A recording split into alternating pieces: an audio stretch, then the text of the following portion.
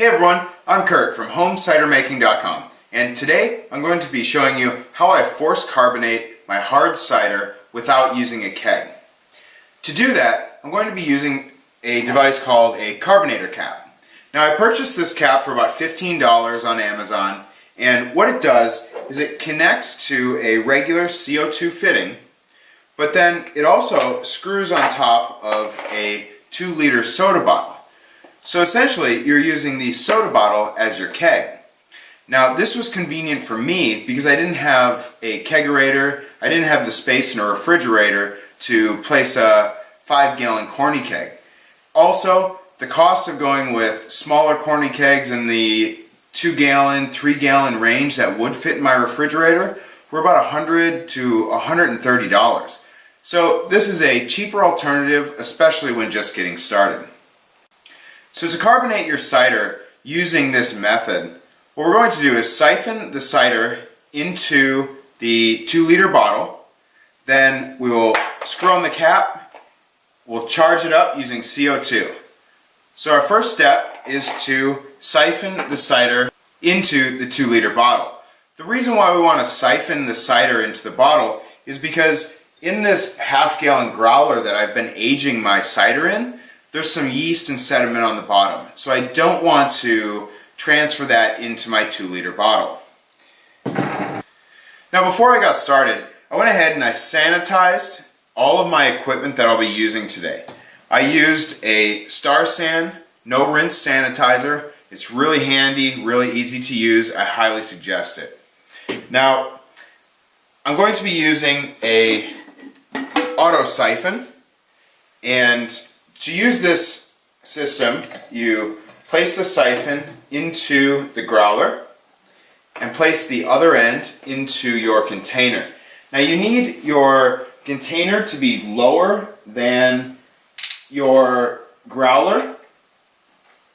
Now to get the auto siphon to start, you simply give it a couple of pumps, and as you can see, the cider will start to flow.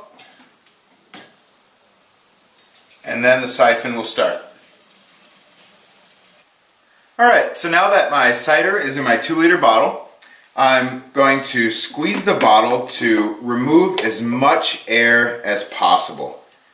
Because we don't want to introduce any oxygen into the cider, otherwise it'll oxidize and get an off flavor. It'll taste pretty bad. So go ahead and screw on the cap nice and tight. Take the ball cap fitting for your CO2 and place it onto the cap. And now I've turned my CO2 down really low. You want to slowly turn it on. You don't want to open it up really fast because that excess pressure could damage the cap or burst the bottle. It could be kind of dangerous. So turn it on really slow. Allow it to pressurize. And then can slowly turn the CO2 pressure up, and I like to go to about 30 psi.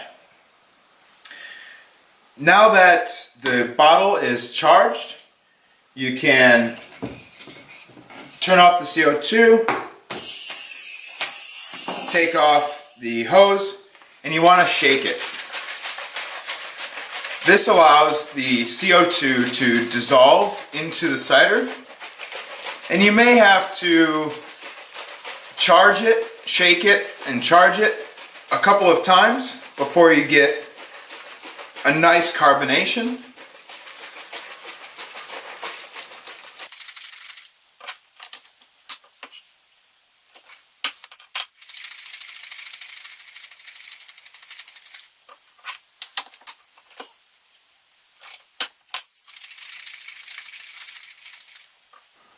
Now, if you're not in a big rush, you can always place the CO2 onto the cider and set it to a serving pressure such as 10 to 15 psi, depending on how much CO2 you like in your cider, and allow it just to rest. Over time, the CO2 will naturally dissolve into the cider, even without shaking. Shaking just speeds up the process. Now, you don't want to shake the cider with the hose attached because you don't want cider to flow back into your hose. Otherwise, your hose will be full of mold next time you go to use it. So always disconnect it before you shake. And after a couple of rounds of shaking, your cider will be nice and carbonated. Alright, so now that the carbonation process is complete, let's see how it turned out.